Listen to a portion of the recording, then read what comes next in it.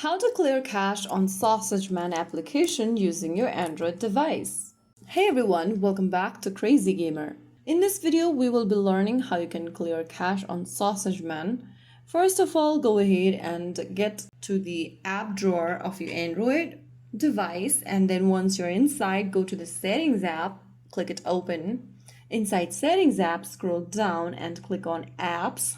From the apps list, look for SausageMan. Click on it, and in the app info section, click on clear data at the bottom right. In the pop-up, click on clear cache. Now click OK, and you'll be able to delete your cache data from the SausageMan application. Clearing the cache will remove temporary files but does not delete your game account or saved progress. So that's how you do it. If you found the video helpful, don't forget to like, share, and subscribe to our channel. I will see you again in the next video. Thank you for watching.